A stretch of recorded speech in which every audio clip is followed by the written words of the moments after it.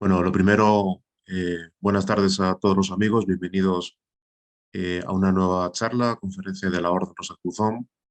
Vamos a seguir con lo que es las charlas dedicadas o relacionadas con Fulcanelli.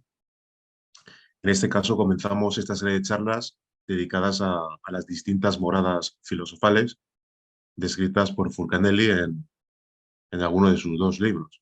Recordemos que anteriormente dimos una conferencia relacionada con algún aspecto. Eh, las personas, por supuesto, decir antes de nada que las personas que acuden por primera vez a la charla de los sábados, la Orden Rosacruzón, fundada por el maestro John Wanson, pues da charlas en la franja de horario a las 7 de la tarde, hora española, todos los sábados a las 7 de la tarde. Bien, continuando con lo que decía antes y con respecto a la charla de hoy, eh, esta serie de charlas dedicada a una serie de moradas filosofales, entendiendo morada filosofal por lo que es ese edificio, obra de arte, en la cual Fulcanelli en alguno de sus libros ha dado una serie de pertinentes explicaciones interpretando su simbología, sobre todo, fundamentalmente a la luz de la alquimia y de la enseñanza de la Rosa de la Cruz. Fulcanelli, personaje realmente enigmático, mencionado por el maestro Johansson en su libro Bodas Alquímicas. Hasta el día de hoy se ha especulado sobre quién se podía esconder tras el nombre simbólico de Fulcanelli. Múltiples hipótesis, múltiples nombres. Sin embargo, lo más importante es su legado, su obra. Sus dos libros pues, contienen la enseñanza de la Rosa de la Cruz, como acabamos de decir, y él mismo denomina Rosacruces a los alquimistas. Como ya hemos afirmado en ocasiones anteriores, el maestro Johansson especifica que los Rosacruces hicieron su aparición en todos los tiempos y en todos los países bajo una u otra denominación. Brillaron tan solo por un breve instante y luego desaparecieron para seguir brillando más aún en las profundas ignotas de los cosmos superiores. La Rosacruz es el símbolo claro del gran arcano solar. Es el signo del hombre realizado, del Cristo. La Rosacruz tiene su fuente de origen allí, en las ignotas profundidades de la increada luz del absoluto. La Rosacruz es universal.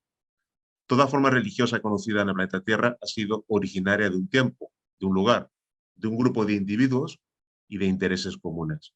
La Rosacruz no es ninguna forma religiosa, es la madre de toda religión y el padre es precisamente eso que es Dios, lo absoluto. La Rosacruz es la religión cósmica universal por excelencia. Todo el universo es una magnífica rosa floreciendo en la manifestada cruz del absoluto. Todos aquellos hombres que lograron forjar en sí mismos la Rosacruz fueron conocidos a través de la historia pues, como salvadores, avataras, budas, etc. Así encontramos al Cristo griego Zeus, hallamos a Krishna, a Hermes, a Quetzalcóatl, a Bagi, al mismísimo y enigmático conde de Saint-Germain, el cual asombró a todas las cortes europeas. Todos ellos son el fruto del arcano solar, el fruto del intenso trabajo con la pesada cruz de la renunciación. Todos y cada uno de ellos son eminentemente rosacruces. ¿Es la Orden Rosacruz el padre madre de todas las religiones? Pues es en la cruz y en la rosa donde surgieron los grandes maestros que organizaron y fundaron una serie de movimientos eminentemente religiosos, más ninguno osó llamarse a sí mismo Rosacruz. Y precisamente uno de esos extraordinarios hombres, Fulcanelli, protagonizó una de las más grandes y enigmáticas, vamos a decirlo así, misteriosas eh, o misterioso hacer en el París de principios del siglo XX, pues digno del mejor de los guiones cinematográficos o de las mejores plumas y obras que se han escrito jamás.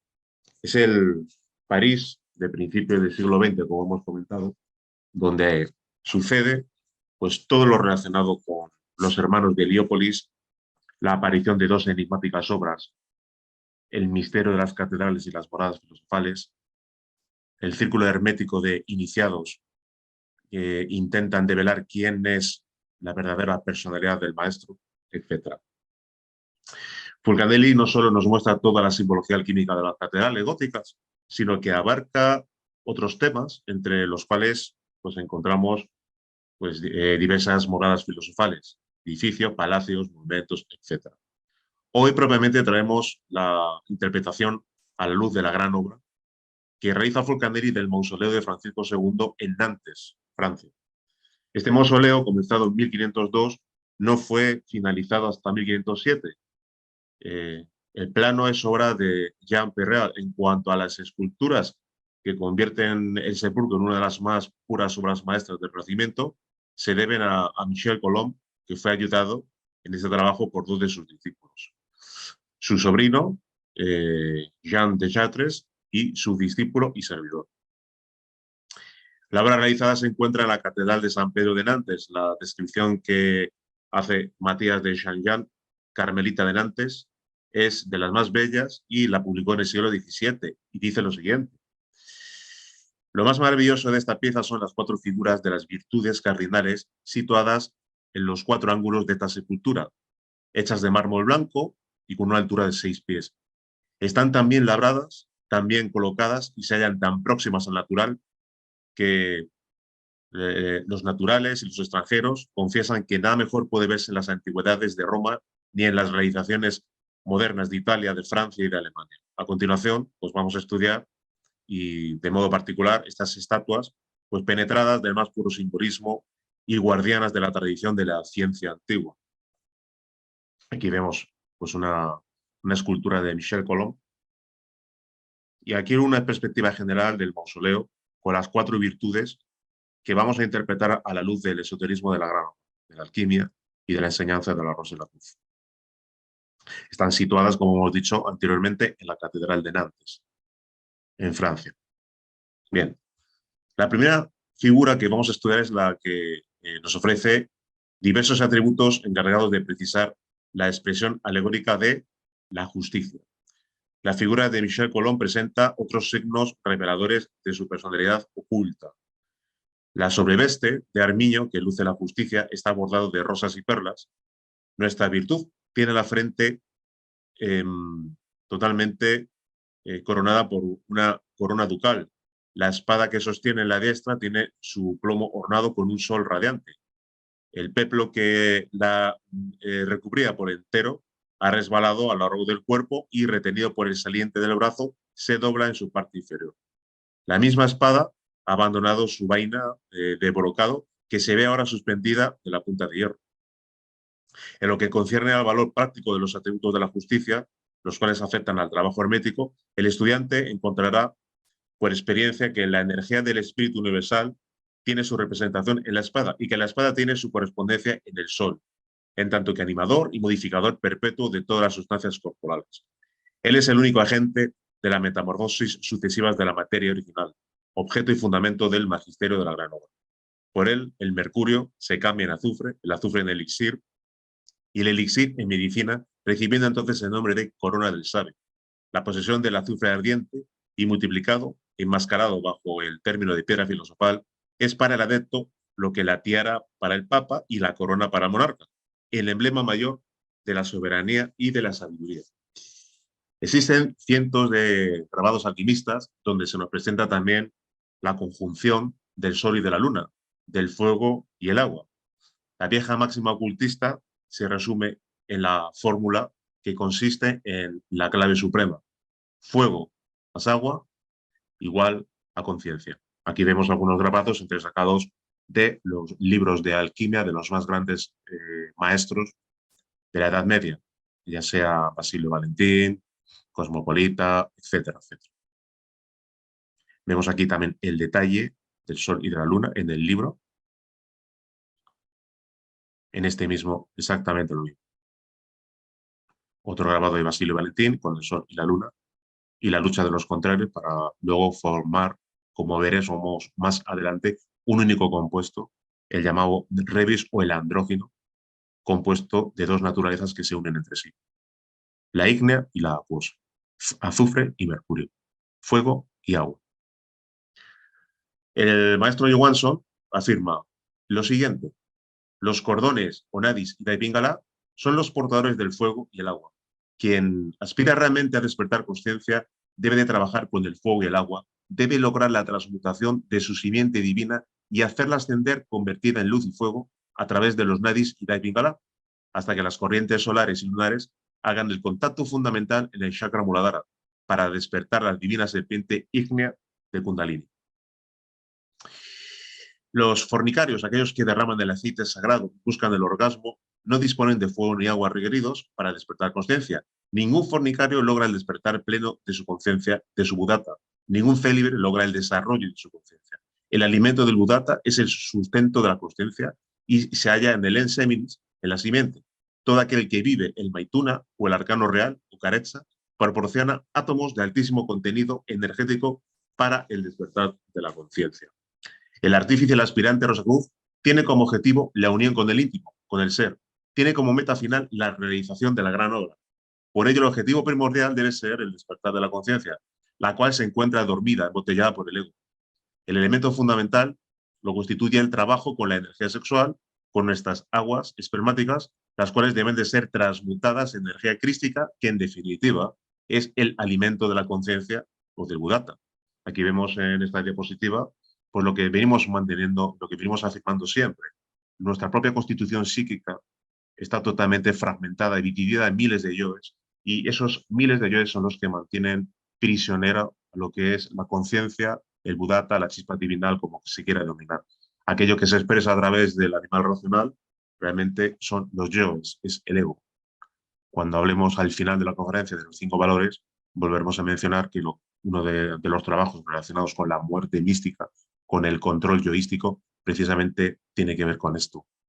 Convertir realmente la manifestación constante del ego en pasiva y devolver a la conciencia su papel, la cual está totalmente relegado al sueño profundo.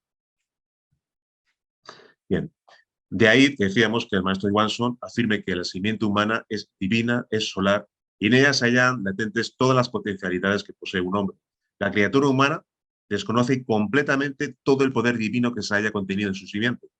Desconoce totalmente todo el potencial de vida que se haya encerrado en su enseminis. Lo más precioso que tiene la criatura humana es su semilla, su simiente. Nada hay en el universo que tenga un valor semejante al de la simiente humana. La energía sexual es vida, y es gracias a esa energía contenida en nuestra simiente sexual, en nuestra simiente divina, que podemos elevarnos del nivel de bestialidad en que se debate la llamada humanidad hasta las ígneas alturas del superhombre. Fulcanelli, en su descripción de los atributos herméticos de la estatua de la justicia, menciona la espada, el azufre ardiente enmascarado bajo el término de piedra filosofal. La clave para comprender esta simbología, una vez más, nos lo proporciona el maestro Johansson. Todo el maravilloso poder solar contenido en la simiente humana es el poder del Cristo. Es el Cristo quien vive y palpita en cada átomo sexual. El Cristo no es un individuo, no es una persona. El Cristo es sustancia que se haya depositada en nuestras mismas glándulas sexuales. Todo átomo es un trío de materia, energía y consciencia, y toda consciencia es triuna. Esa consciencia divinal contenida en nuestra simiente es una emanación de eso que es Dios. Metafóricamente podemos afirmar que el Padre, el Hijo y el Espíritu Santo y la Divina Madre moran en la simiente humana. El agua de vida es el habitáculo del fuego. El enseminis es la morada del Cristo y de la Divina Madre. Carl Gustav Jung ha establecido con brillantez el paralelismo Cristo, piedra filosofal. El propio adepto debe de transformarse en piedra filosofal. El alquimista Dorn afirma lo siguiente: transformaos vosotros mismos de piedras muertas en piedras vivas. Heinrich Kunrad, hermético esoterista del siglo XVI, equiparaba la piedra filosofal con Jesucristo. Morienus, el filósofo hermético, llama a nuestra piedra agua, y tiene buenas razones para llamarla así. Respecto a la espada y el espíritu universal, el símbolo es claro, el cual encontramos también en la mitología artúrica. Recordemos, la espada Excalibur, extraída de la piedra del sexo. Obviamente nos estamos refiriendo a esa fuerza denominada Kundalini. Y el maestro Johansson afirma: es la energía sexual, la energía solar concentrada en la simiente, la única que puede despertar en la criatura humana toda aquella gran potencia encerrada en el hueso coxígeo, y cuyo bendito nombre es Kundalini. La divina madre Kundalini es la misma bendita madre de Jesús el Cristo. Ella se nutre con la energía sexual, y ella es la madre de la energía sexual. La divina madre es la madre del sol Cristo. Ella espera el instante supremo de ser despertada y poder levantarse victoriosa sobre la vara maravillosa que sostiene el organismo planetario. Y esa vara maravillosa es la columna vertebral. Fulcanelli continúa afirmando lo siguiente: en la estatua que estudiamos, la sobreveste de armiño, que luce la justicia, está bordada de rosas y perlas. Recordemos que la sobreveste o sobrevesta es una túnica sin mangas, cubierta por delante en su mitad inferior y forrada de armiños o de una tela de color virtuoso. Y no solo virtuoso, sino ostensiblemente vistoso. Es fácil captar el significado de las rosas y perlas. Encontramos así la rosa mística, flor de la gran obra, más conocida bajo el vocablo de piedra filosofal. Esta piedra aún se la llama perla preciosa. Al respecto de la rosa, el maestro Johansson afirma: la gran rosa mística, la cual también denomina Fulcanelli de esa manera rosa mística, decíamos, la gran rosa mística significa la augusta realización total de la gran obra, la cristificación plena del maestro. La rosa en la cruz simboliza al Cristo interno, el cual florece sobre la cruz, luego del intercambio bioelectromagnético de los dos polos simbolizados también en los maderos vertical y horizontal. La rosa es el Hijo simbolizado y personificando al Cristo. El Espíritu, o sea, el fuego, fecunda las aguas de la vida y nace la rosa, es decir, el Cristo, o como Fulcanelli afirma, la piedra filosofal. En cuanto al libro que sostiene Fulcanelli, afirma: el libro que en principio vemos en la imagen ahora mismo forma parte de la estatua que estamos estudiando. En el propio libro se apoya esa balanza, que es lo último que vamos a interpretar a la luz de la enseñanza, y que luego, cuando hablemos de otras de las virtudes, volveremos sobre este mismo instante. Pero lo que vemos colocado sobre la balanza realmente es un libro. Aquí quizás en esa perspectiva, en este dibujo artístico, pues se puede observar mejor cómo en lo que es la mano izquierda, esta esta virtud que representa la justicia, pues ostenta ese libro, y en el libro está apoyado esa balanza. Bien, continuamos. En cuanto al libro que sostiene lo que es la virtud, la justicia, Fulcanelli afirma lo siguiente: con el nombre de liber, bajo la imagen del libro, adoptados para calificar la materia detentora del disolvente, los sabios han pretendido designar el libro cerrado, símbolo general de todos los cuerpos brutos, minerales o metales, tales como la naturaleza nos lo proporciona o la industria humana los entrega al comercio. Así, los minerales extraídos del yacimiento y los metales salidos de la fundición se expresan herméticamente por un libro cerrado o sellado.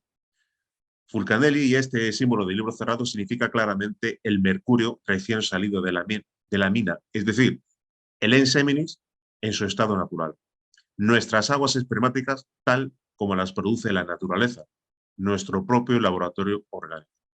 Es el mercurio sin trabajar, es el mercurio, las aguas espermáticas sin ser todavía transmutadas por el alquimista aspirante a la rosa y la luz. Y Fulcanelli continúa: igualmente estos cuerpos sometidos al trabajo alquímico, modificados por aplicación de procedimientos ocultos, se traducen en iconografía con la ayuda del libro abierto. Es necesario, pues, en la práctica extraer el mercurio del libro cerrado, que es nuestro objetivo primero, a fin de obtenerlo vivo y abierto, si queremos que a su vez pueda abrir el metal y convertir en vivo el azufre inerte que encierra. La apertura del primer libro prepara la del segundo.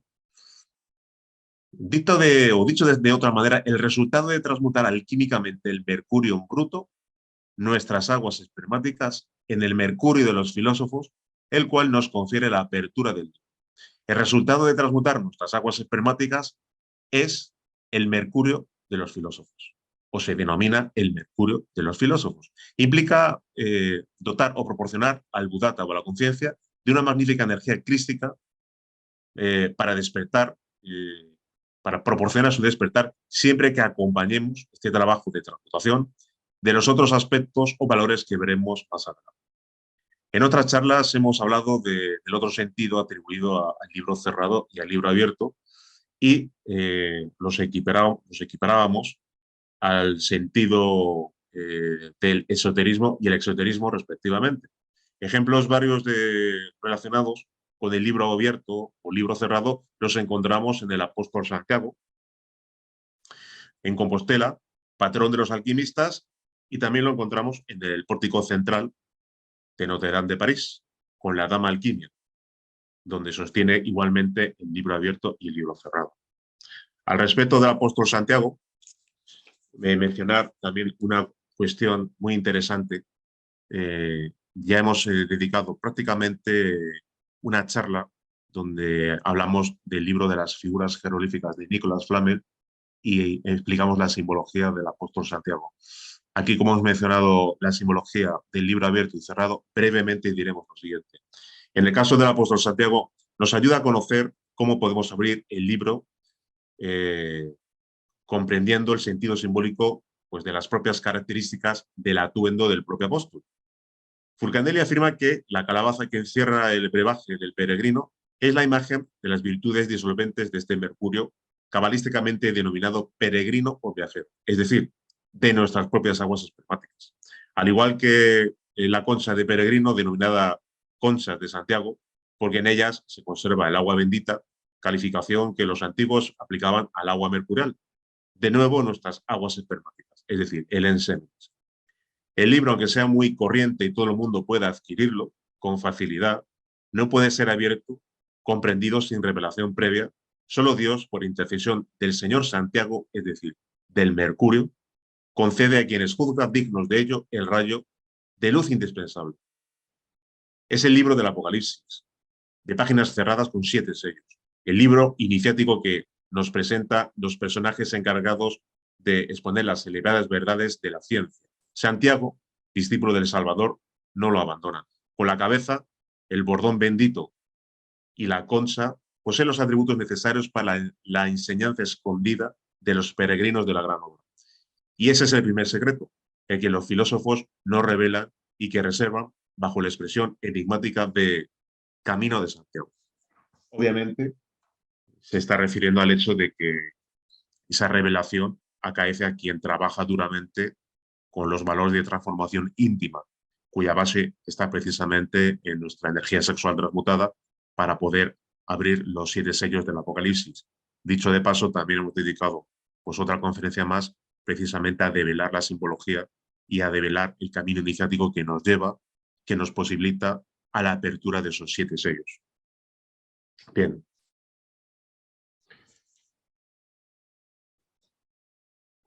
Aquí vemos de nuevo la dama alquimia. Bien, en cuanto a uno de los elementos que acabábamos de mencionar en cuanto a la balanza, aplicada contra el libro, encierra un arcano de gran importancia. Cuando los filósofos consideran las relaciones ponderales de las materias entre sí, se refieren a una u otra parte de un doble conocimiento esotérico, la del peso de la naturaleza y la de los pesos del arte. Por desgracia, los sabios, dice Fulcanelli, atribuyendo esta expresión al sabio Salomón, esconden la ciencia.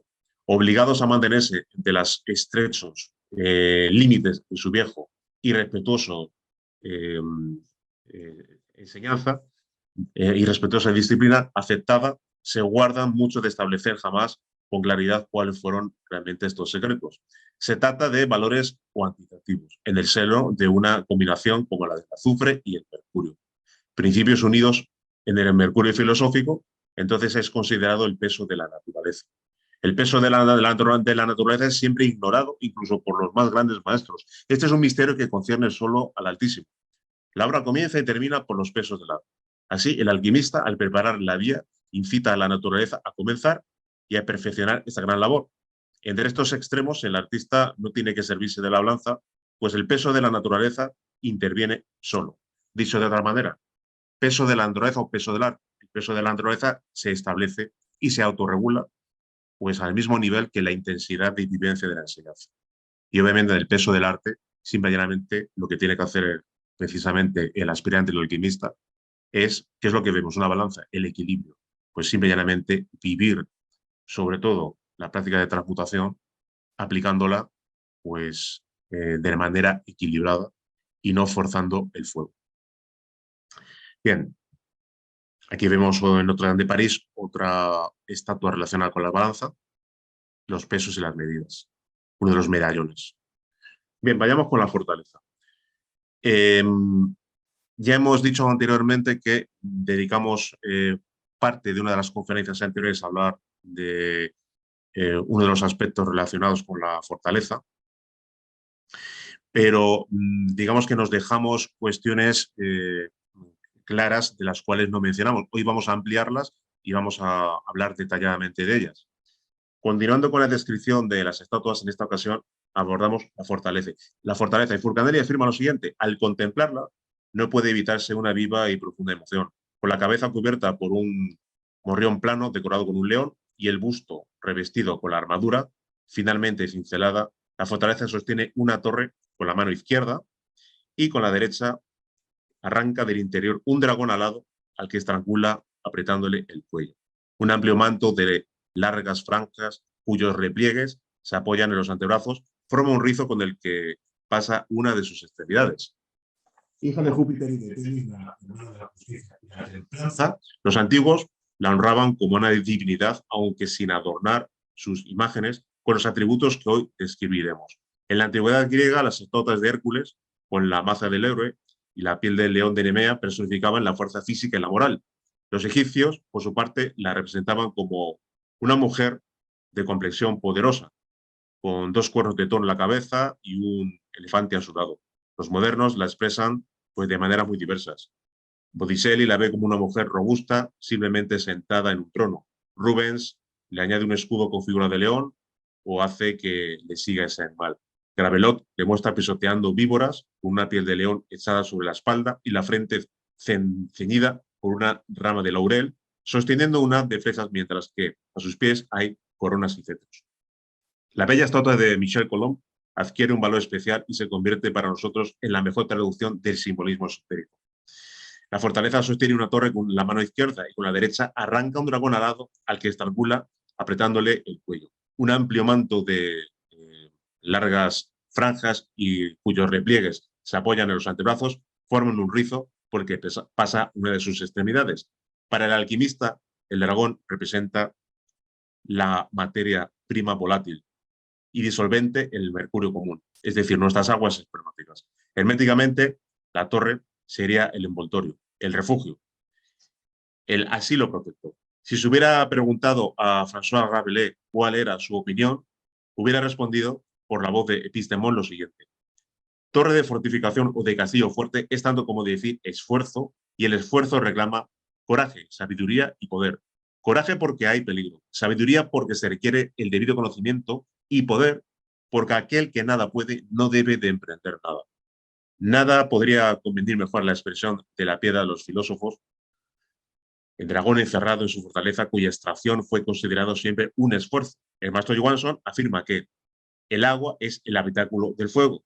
Pues bien, el alquimista debe de fabricar el mercurio de los filósofos. Debe de trabajar con las aguas para cristalizar en sí mismo el Cristo íntimo, el cual es una sustancia depositada en nuestro enseres. En el caso de las trenzas, de su cabellera, volviendo a la parte superior jeroglífico de la irradiación solar, indica que la obra sometida a la influencia del astro no puede ejecutarse sin la colaboración dinámica del Sol. En el caso de las escamas imbricadas sobre la armadura son las de la serpiente. Otro emblema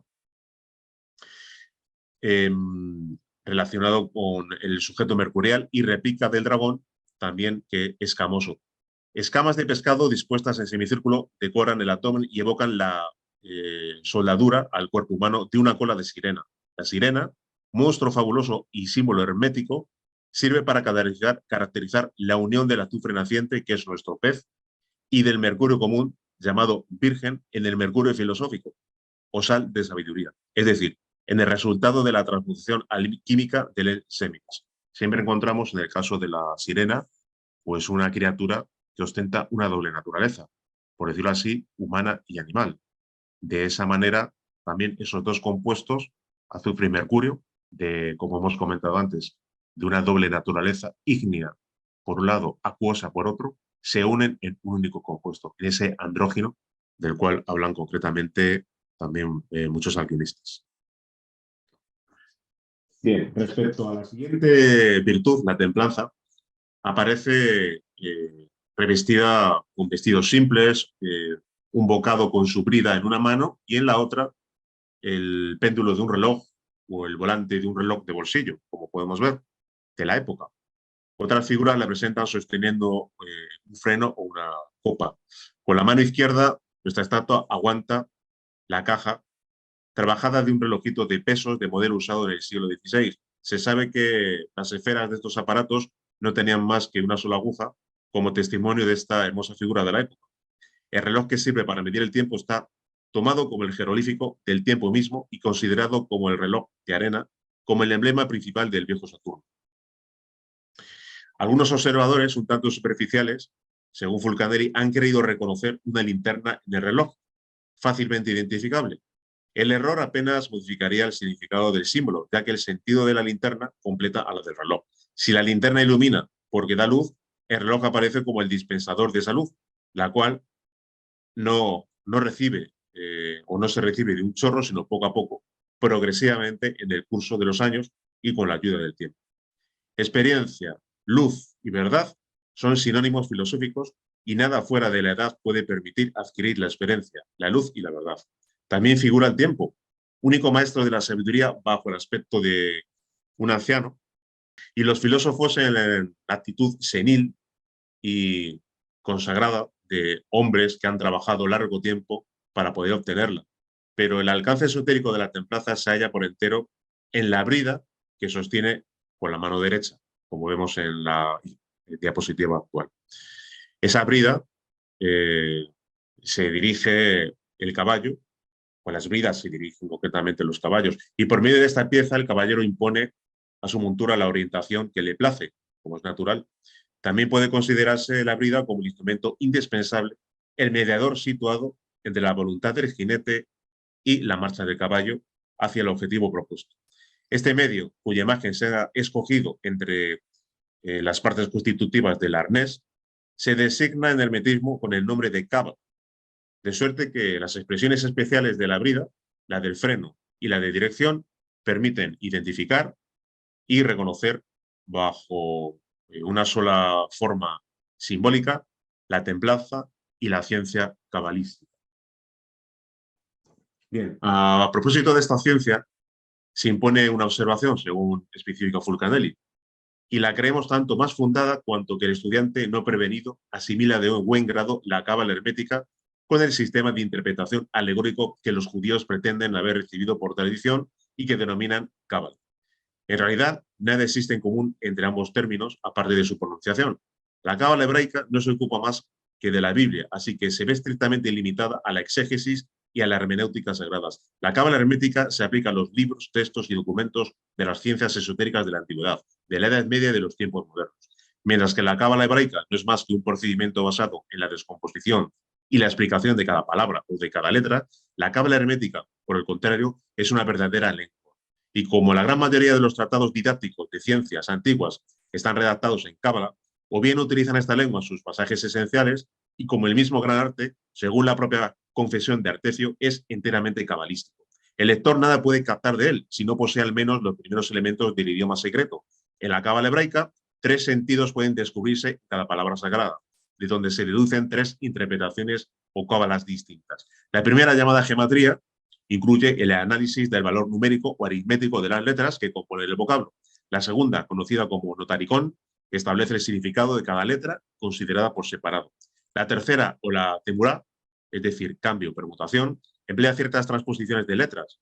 Este último sistema, que parece haber sido el más antiguo, trata de la época en que florecía la escuela de Alejandría y fue creada por algunos filósofos judíos deseosos de acomodar las especulaciones de las filosofías griega y oriental con el texto de los libros santos.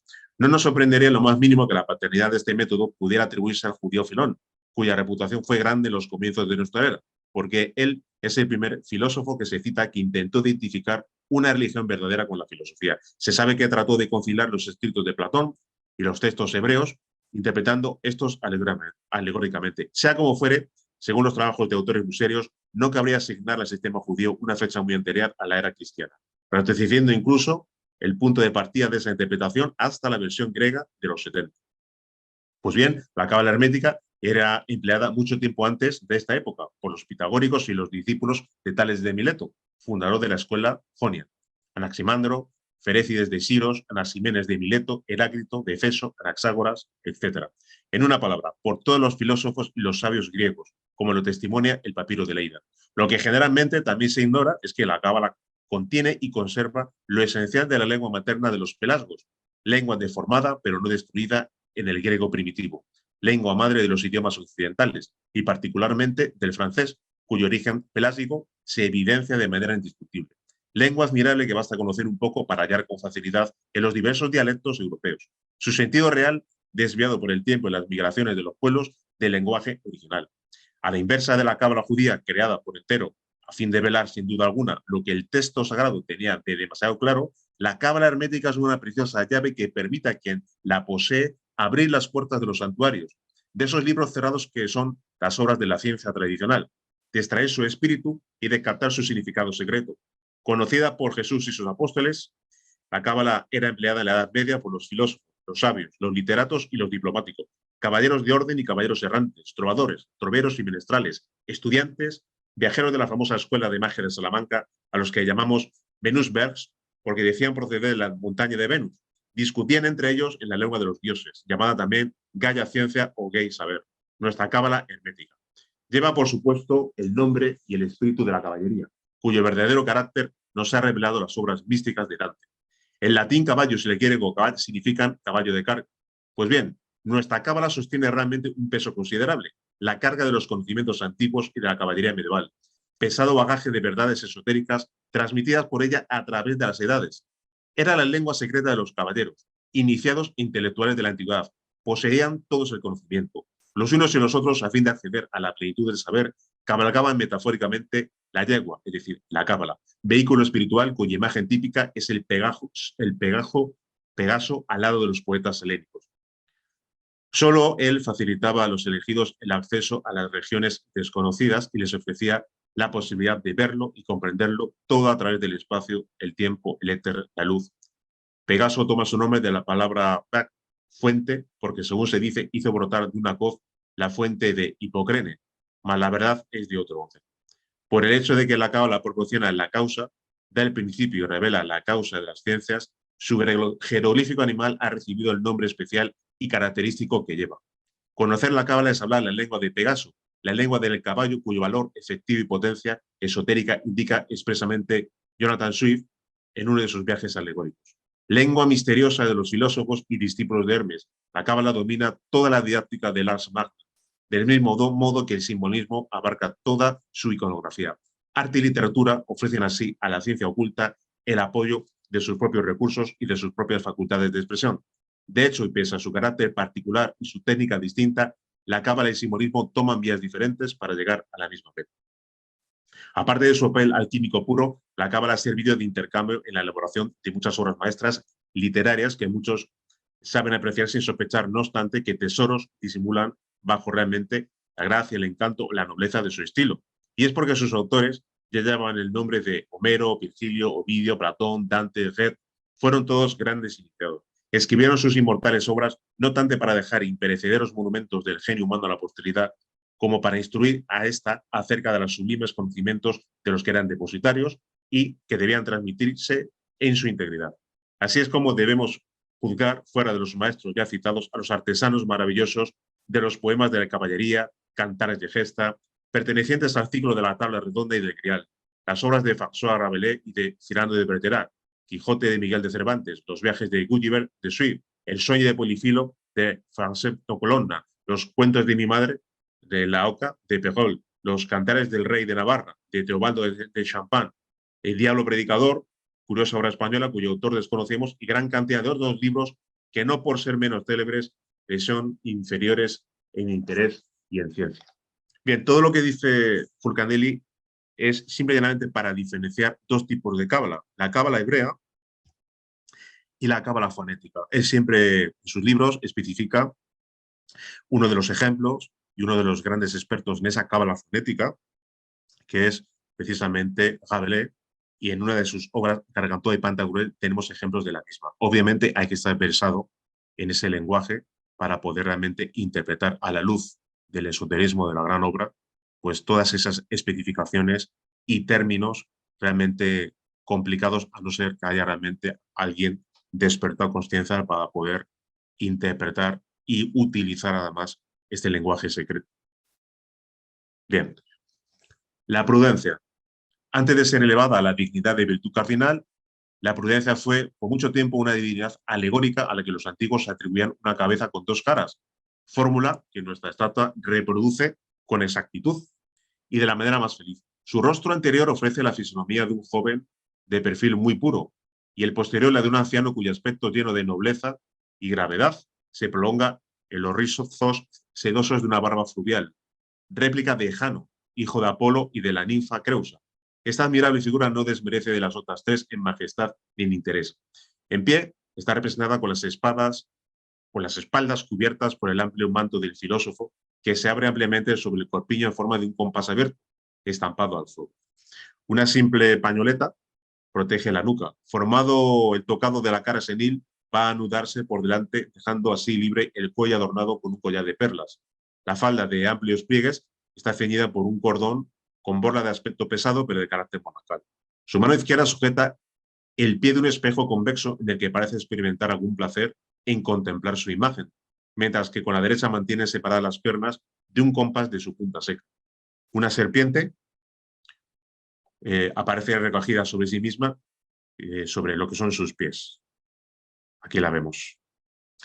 Esa noble figura es para nosotros una emotiva y sugestiva personificación de la naturaleza, simple, fecunda, múltiple y variada, con apariencia armoniosa y la elegancia y la perfección de formas que adorna sus más humildes producciones. Su espejo, que es el de la verdad, fue siempre considerado por los autores clásicos como el jeroglífico de la materia universal y particularmente reconocido entre ellos por el signo de la sustancia propia de la gran obra.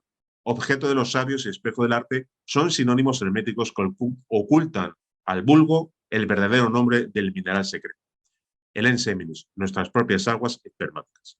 De manera que, estudiando con paciencia esta única y primitiva sustancia, parcela caótica y reflejo del gran mundo, el artista puede adquirir las nociones elementales de una ciencia desconocida, penetrar en un ámbito inexplorado, fértil de descubrimiento abundante en revelaciones y prodigio de maravillas, y recibir al fin el inestimable don que Dios reserva a los almas de élite, la luz de la sabiduría. Y esta caótica sustancia no es nada más ni nada menos que el mercurio en bruto, el esperma sagrado. Los alquimistas afirman: presta atención en hacer bien nuestra agua viva y seca de nuestra fuente. Es el origen de nuestra obra. Es la llave muy noble de la obra de los sabios y el instrumento principal de nuestra piedra. Por tanto, que tu cuidado consiste en preparar bien este agua de vida, viviente y celeste que no moja las manos, que sea suave, buena y sin acrimonia. En el Rosario de los Filósofos, auténtica recopilación de bastantes tratados de alquimia medieval, se afirma lo siguiente: todo nuestro magisterio se hace con nuestra agua. Y también se afirma: hijo mío, te advierto que toda tu empresa consiste en la cocción del agua. Precisamente el maestro Johansson afirma: fueron muchos los buscadores del poder y de la virtud quienes sucumbieron en la angustiosa búsqueda allende los mares en el rincón de un laboratorio. Son muchos todavía los que sueñan con encontrar el elixir de larga vida, la piedra filosofal, y dedican su vida a viajar por remotos lugares, a estudiar gruesos volúmenes de química, medicina, alquimia, toda esa fuente energética capaz de regenerar el organismo humano y concederle una eterna e inagotable juventud, así como ese magnífico elixir que cura toda enfermedad y la preciosa joya que transforma los metales viles en oro puro, se halla en uno mismo, dentro de sí mismo, y es simplemente la energía sexual. Es gracias al sabio aprovechamiento de la simiente sexual, de su propia simiente, que desde el lodo de la tierra se levantaron grandes hombres y sublimes maestros de la Rosa y la Cruz, quienes conquistaron para sí mismos el elixir de larga vida, fuente inagotable de la juventud y la piedra filosofal, arca fabulosa de riquezas espirituales capaz de transformar el plomo en oro. Hoy, toda la enseñanza de la transmutación sexual constituye y constituía en todo colegio de iniciados el pilar fundamental para la construcción del templo donde se ofician las bodas alquímicas. Las sustancias sexuales que genera el sexo, en suma, constituyen eso que el sabio Paracelso denominó enseminis. La más importante regeneración que se logra gracias a la transmutación sexual es la transformación integral de la conciencia. Transmutación sexual es cambio consciente de la mecanicidad y rutina bestial en acto voluntario y controlado íntegramente. Es transformación de la materia caótica en energía pura, ígnea, radiante, con cuyo poder divinal realizamos la más grande de las revoluciones, la revolución de la conciencia. Con la constante transmutación alquímica se logra proporcionar a la conciencia el elemento necesario que le permite despertar. La conciencia despierta precisa de energía para mantenerse despierta y para desarrollarse, y esa energía la obtiene de la simiente transmutada. Solo en base a las constantes transmutaciones del Enseminis se logra despertar conciencia, generar o crear los cuerpos internos de naturaleza crística y vestidos de boda, llegar a la sublime gran boda alquímica de las almas gemelas para luego, siendo uno del Padre, sumergirnos en la increada luz del absoluto. Aparece así, bajo el velo exterior de la prudencia, la imagen misteriosa de la vieja alquimia, y por los atributos de la primera estamos iniciados en los secretos de la segunda. Por otra parte, el simbolismo práctico de nuestra ciencia participa en la exposición de una fórmula que implica dos términos, dos virtudes esencialmente filosóficas, la prudencia y la simplicidad. Prudentia et simplicitas, tal es la divisa favorita de los maestros Basilio Valentín y el alquimista Senior Zadig. Cuando los sabios hablan de su andrógino, aquí lo tenemos, entienden por tal vocablo el compuesto artificialmente formado de azufre y mercurio, tal como hemos afirmado anteriormente, puestos en contacto estrecho o, según la expresión química consagrada, tan solo combinados. Ello indica, pues, la posesión previa de un azufre y de un mercurio previamente aislados o extraídos, y no de un cuerpo generado directamente por la naturaleza tras la conjunción del anciano y de la joven virgen. En la alquimia práctica lo que menos se sabe es el comienzo. Asimismo, esa es la razón por la que aprovechamos todas las ocasiones que se nos ofrece para hablar del comienzo, con preferencia al final de la obra. Seguimos en esto el consejo autorizado de Basilio Valentín, cuando dice lo siguiente: aquel que tiene la materia encontrará siempre un recipiente para cocerla, y quien tiene harina no debe preocuparse gran cosa para poder hacer pan. En este caso, conociendo los principios y las materias, el alquimista, el aspirante, debe de sumergirse en la práctica de la transmutación sexual junto a la vivencia del resto de valores de la Rosa Cruz que veremos al final. Pues bien, la lógica elemental nos conduce a buscar los progenitores del azufre y del mercurio si deseamos obtener por su unión el andrógeno filosófico, llamado por otro nombre Rebis, Compositum de Compositis, Mercurio animado, Materia propia del elixir, etc. De estos progenitores químicos del azufre y del mercurio primarios, uno permanece siempre el mismo, y es la Virgen Madre. En cuanto al anciano, debe, una vez concluida su misión, ceder el sitio al más joven que él. Así, estas dos conjunciones engendrarán cada uno un vástago de sexo diferente, el azufre de comprensión seca e ígnea y el mercurio de temperamento linfático y melancólico. Es lo que quieren enseñar Filareteo y el caballero de Espanet cuando dicen que nuestra Virgen puede estar casada 2 veces sin perder en absoluto su virginidad. Otros se expresan de manera más oscura y se contentan con asegurar que el sol y la luna del cielo no son los astros de los filósofos. Se debe de comprender por ello que el artista jamás encontrará a los progenitores de la piedra directamente preparados en la naturaleza y que deberá formar primero el sol y la luna herméticos si no quiere verse frustrado por el fruto preciso de su alianza. Creemos haber dicho bastante sobre el asunto. Pocas palabras bastan al sabio y quienes han trabajado largo tiempo sabrán aprovecharse de nuestras opiniones. Escribimos para todos, pero no todos pueden comprendernos, porque nos está vedado hablar más abiertamente. Eso es lo que afirmaba Fulcanelli en su momento, claro. Es una reiteración realmente de lo dicho anteriormente. La materia prima es la gran obra, es el mercurio. La materia prima es el mercurio, es en bruto, es que ha de cocerse o transmutarse para obtener el mercurio de los sabios. Este mercurio o el enseminis contiene en sí mismo el fuego, el espíritu. Replegada sobre sí misma con la cabeza vuelta por los espasmos de la agonía, la serpiente que debemos figurar al pie de nuestra estatua pasa por ser uno de los atributos de la prudencia. Se dice que es de natural muy circunspecto. No lo discutimos, pero se convendrán que este reptil que se representa moribundo debe serlo por la necesidad del simbolismo, pues su inercia no le permite en absoluto ejercer tal facultad.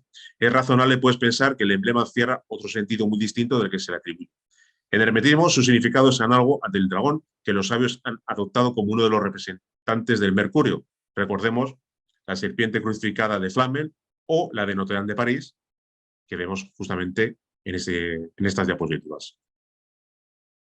La de los dos caduceos, la de los dos crucifijos de meditación, la serpiente de Esculapio, el Ouroboros griego, etc. Pues bien, todos estos reptiles están muertos o moribundos, desde el Ouroboros que se devora a sí mismo hasta los del caduceo, aniquilados de un golpe de vara, pasando por el tentador de Eva, al que la posteridad de la mujer le aplastará la cabeza. Todos expresan la misma idea, encierran la misma doctrina y obedecen a la misma tradición. Y la serpiente, jeroglífico del principio alquímico primordial, puede justificar el aserto de los sabios que aseguran que todo cuanto buscan se encuentra contenido en el mercurio. Ella es en verdad el motor y la animadora de la gran obra, pues la comienza, la mantiene, la perfecciona y la acaba. Es el círculo místico del que el azufre, embrión del mercurio, marca el punto central a cuyo alrededor efectúa su rotación, trazando así el signo gráfico del Sol, padre de la luz, del espíritu y del oro, dispensador de todos los bienes terrestres.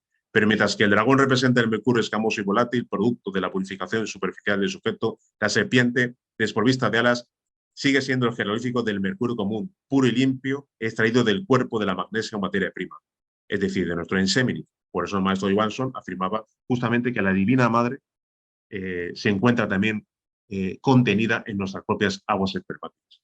Esta es la razón por la que ciertas estatuas alegóricas de la prudencia tienen como atributo la serpiente fijada en un espejo, y este espejo, símbolo del mineral bruto suministrado por la naturaleza, se vuelve luminoso al reflejar la luz, es decir, al manifestar su vitalidad en la serpiente o mercurio, que mantenía oculto bajo su envoltorio grosero. El maestro Johansson afirma que la Divina Madre mora en la simiente, es la energía sexual, la energía solar concentrada en la simiente, la única que puede despertar en la criatura humana toda aquella gran potencia encerrada en el hueso coxígeo y cuyo bendito nombre es Kundalini. La Divina Madre Kundalini es la misma bendita Madre de Jesús, es María la Inmaculada, ella se nutre con la energía sexual y es la madre de la energía sexual. La Divina Madre es la madre del Sol Christus, ella espera el instante supremo de ser despertada y poder levantarse victoriosa sobre la vara maravillosa que sostiene el organismo planetario, en este caso la columna vertebral. La Sagrada Divina Madre Kundalini, en su expresión y manifestación humana, se halla situada en la base de la columna vertebral, en el hueso coxígeo, y tiene todas las características de una serpiente de fuego dormitante. Los auténticos Maharishis, verdaderos iniciados y maestros en los misterios ofitas o nagas, saben por experiencia directa que Kundalini se halla representada por una serpiente ígnea dormida en su templo, y saben que para despertarla de su milenario sueño precisa de agua y de fuego, producto de las constantes transmutaciones alquímicas. A su vez, el compás nos suministrará las indicaciones complementarias indispensables, que son las de las proporciones. Sin su conocimiento sería imposible conducir y llevar a buen término la obra de manera normal, regular y precisa. Es lo que expresa el compás, cuyas piernas sirven no solo para la medición proporcional de las distancias entre sí, a la vez que para su comparación, sino también para el trazado geométrico perfecto de la circunferencia, imagen del ciclo hermético y de la obra consumada. Hemos expuesto en otro lugar de esta obra lo que se debe entender por los términos de proporciones o pesos, secreto velado bajo la forma del compás, y hemos explicado que encerraban una noción doble, la del peso de la naturaleza y la de los pesos del arte. No volveremos sobre ello, tan solo acudiremos a alguna referencia de antiguos alquimistas, como por ejemplo Ugino Savarma en su libro El reino de Saturno, transformado en el siglo de oro, o el Magisterio de los Sabios, afirma que la naturaleza prudente sea por tanto la maestra de la obra, cuando ella por sí misma da los pesos, los distribuye todo con su sabiduría, tanto en la fábrica del mundo como en la de nuestra obra secreta. Basilio Valentín, en su obra maestra Las 12 llaves de la filosofía, afirma: la balanza no debe ser falseada por pesos inexactos. En el Rosario de los Filósofos leemos: el agua constituye el peso de los sabios. Y también Rasís, en el gran libro de los preceptos, afirma: aquel que ignora el peso no trabaje sobre nuestros libros, pues los filósofos no han colocado nada de su ciencia en sus libros y no han escondido nada más que esto. Bien, aquí vemos concretamente algún ejemplo más de esos pesos, simbólicamente hablando. El laboratorio y la creencia popular, y el verdadero laboratorio, cuya base es la transmutación alquímica de la energía sexual, de la cual hablaremos en sus distintas modalidades en breve. Bien, en la catedral de Nantes, el crepúsculo poco a poco avanza. La sombra invade las bóvedas, colma las naves y baña la humanidad petrificada del majestuoso edificio. A nuestros lados, las columnas poderosas y graves ascienden hacia los arcos trabados, los travesaños y las pechinas que la oscuridad en aumento oculta ahora a nuestros ojos. Una campana suena, un sacerdote invisible recita a media voz la oración de vísperas y el tañido de arriba responde a la plegaria de abajo. Tan solo las llamas tranquilas de los cirios taladran con fulgores de oro las tinieblas del santuario. Luego, terminado el oficio, un silencio sepulcral pesa sobre todas estas cosas inertes y frías, testigos de un pasado lejano, preñado de misterio y de enigmas. Las 4 guardianas de piedra, en su actitud fija, parecen emerger, imprecisas y suaves, del seno de esta penumbra. Centinelas mudas de la antigua tradición, estas mujeres simbólicas que vigilan en los ángulos del mausoleo vacío las imágenes rígidas y marmóreas de cuerpos dispersos, trasladados no se sabe a dónde, emocionan y dan que pensar. Oh, vanidad de las cosas terrestres, fragilidad de las riquezas humanas. ¿Qué queda hoy de aquellos cuya gloria debíais conmemorar y cuya grandeza debíais recordar? Un cenotafio, menos aún, un pretexto del arte, un soporte de ciencia, obra maestra desprovista de utilidad y destino, simple recuerdo histórico, pero cuyo alcance filosófico y cuya enseñanza moral sobrepasan con mucho la trivialidad suntuosa de su primer destino. Y ante esas dobles figuras de las virtudes cardinales que velan los 4 conocimientos de la eterna sapiencia, las palabras del sabio Salomón en su proverbio 3, 13 a 19 acuden por sí solas a nuestro espíritu. Bienaventurado el que alcanza la sabiduría y adquiere inteligencia, porque es su adquisición mejor que la de la plata y es de más provecho que el oro. Es más preciosa que las perlas y no hay tesoro que la iguale. Lleva en su diestra la longevidad y en su siniestra la riqueza y los honores. De su boca brota la justicia y lleva en la lengua la ley y la misericordia. Sus caminos son caminos deleitosos y son paz todas sus sendas. Es árbol de vida para quien la consigue. Quien la abraza es bienaventurado. Con la sabiduría fundó Yahvé la tierra, con la inteligencia consolidó los cielos. Pues bien, todo el trabajo de la gran obra se basa en la vivencia de los 5 valores de la Rosa de la Cruz, los cuales se recogen en los siguientes valores: vida, muerte, amor, libertad y sabiduría. Como siempre, el valor de la vida implica la base de todo el edificio. Obviamente es el trabajo con nuestras propias aguas. Cansados, aburridos, los alquimistas de velar bajo el más estricto simbolismo de justamente las aguas mercuriales, el mercurio en bruto, se encuentra precisamente el inseminis, nuestras propias aguas que son transmutadas alquímicamente para convertirse en energía crística y ascender, convertidas en vapor, en esa misma energía crística, por los nadis y Pingala, por los canales de transmutación, por los tubos conductores del horno del alquimista, hasta el destilador del cerebro y posteriormente hasta el corazón, morada del Budatta, de la esencia de nuestra chispa divinal. Con lo cual, el valor de la vida implica la transmutación alquímica de nuestra energía sexual, que comprende 3 modalidades: transmutación unipolar, bipolar e integral. En la transmutación unipolar, destinada a personas que todavía no poseen su pareja para poder practicar, pues se realiza la práctica a nivel individual. Insisto, en la práctica la energía sexual sube victoriosa, convertida en energía crística, convertida en mercurio de los filósofos por los nadis y de Pingala hasta el cerebro y hasta el corazón. Aquí vemos un esquema de esos nadis y el recorrido que hacen tanto en el hombre como en la mujer. El segundo tipo de transmutación es la transmutación bipolar. En la transmutación bipolar, digamos, es la antesala de lo que es el tercer tipo de transmutación, es la transmutación bipolar, hombre y mujer, cogidos por las manos espalda con espalda o rodillas contra rodillas, todavía sin conexión sexual, realizan su práctica a nivel individual, cada uno de ellos de transmutación unipolar, y se establece un circuito bioelectromagnético que lo que hace es un intercambio energético y les sirve para condicionar su energía y como preparación para ese gran momento que implica la vivencia del arcano solar o el tercer tipo de transmutación, que es la transmutación integral.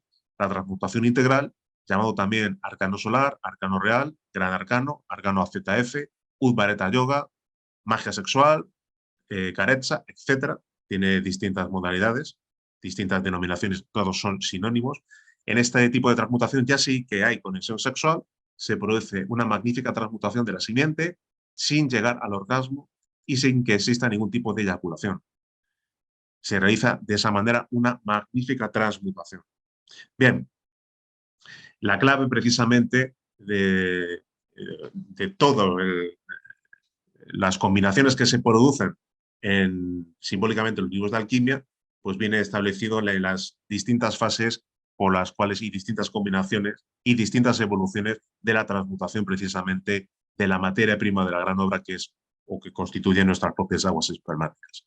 Bien, el segundo valor nos habla concretamente de la muerte. Estamos hablando no de la muerte del cuerpo físico, sino de la muerte mística o de la muerte del ego. Si realmente queremos aspirar al despertar, tenemos que derrotar al ego y eliminarlo. El ego es el que, de alguna manera, no nos permite vivir libres.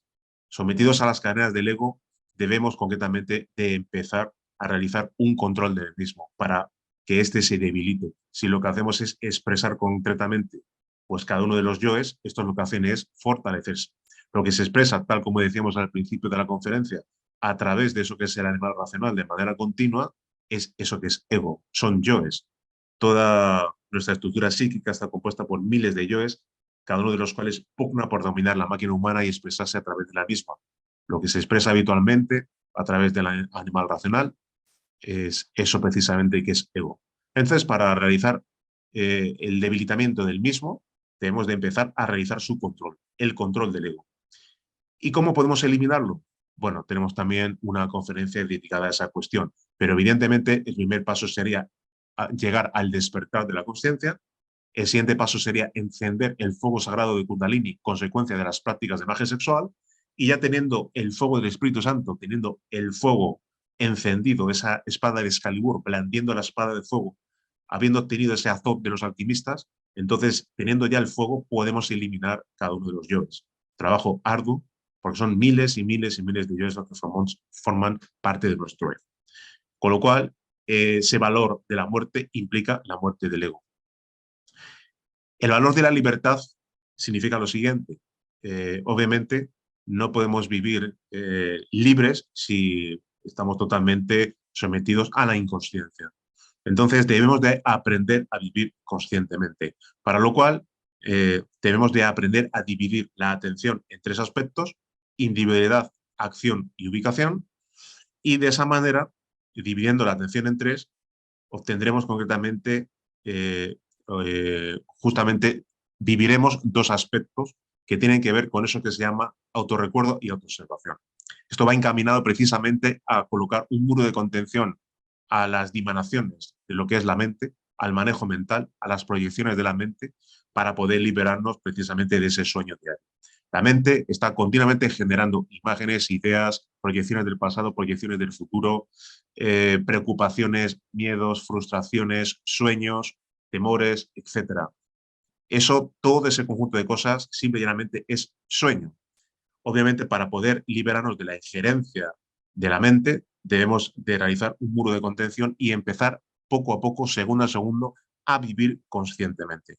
De esa manera, dividiendo la atención en tres, en individualidad, acción y ubicación, podemos empezar a vivir conscientemente. Por medio del autorrecuerdo o el recuerdo de sí, nos autorrecordamos como conciencias. ¿Quiénes somos? Pero como conciencias.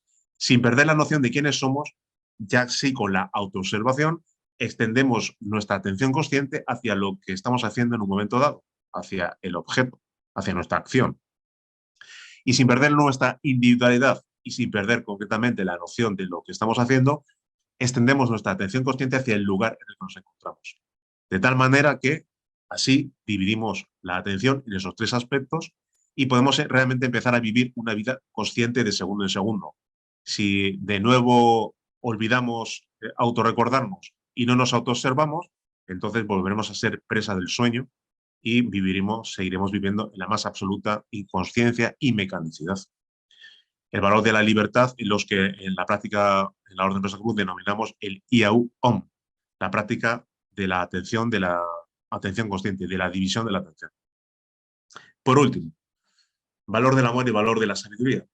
Por medio del valor del amor, debemos de aprender a amar a nuestro prójimo más que a nosotros mismos. Si nosotros tenemos un conocimiento que es muy elevado, que es lo más precioso que tenemos, obviamente cuanto más conocimiento acumulemos, tendremos mayor responsabilidad con respecto a la humanidad. Tenemos que posibilitar a los demás el hecho de darles la enseñanza y por lo menos darles la misma oportunidad que se nos ha dado a nosotros, que es conocer la enseñanza. Compartir la enseñanza constituye ese amor, por supuesto compartir la enseñanza gratuitamente sin cobrar absolutamente nada. Pero si alguien quiere avanzar realmente en el sendero iniciático, obviamente, y no comparte esos conocimientos, obviamente no va a avanzar ni un solo milímetro. Con lo cual, el amor hacia nuestros semejantes es, con independencia del resultado de que se acepte o no se acepte este conocimiento, por lo menos proporcionar de alguna manera la posibilidad de que los demás conozcan esta enseñanza. Y por último, el valor de la sabiduría. El valor de la sabiduría implica eso que se denomina hacer la voluntad del Padre. Sin embargo, desgraciadamente, lo que estamos acostumbrados a hacer, como es natural, es nuestra propia voluntad. ¿Qué podríamos saber nosotros acerca de la voluntad del Padre si somos prácticamente entes auténticamente dormidos?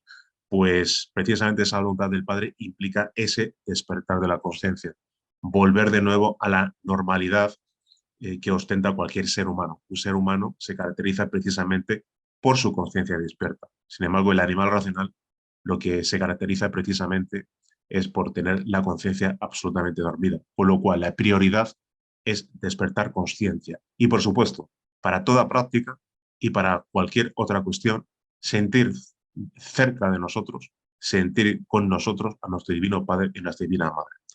Totalmente. Todas esas herramientas de trabajo, todos esos valores en conjunción, esa vida, muerte, amor, libertad, sabiduría, vividos en la práctica, indefectiblemente conducen al aspirante a la Rosa Cruz, a la cristificación, al despertar de la conciencia, a la unión con el íntimo, a la realización de la gran obra y a sumergirse en la increada luz de lo absoluto.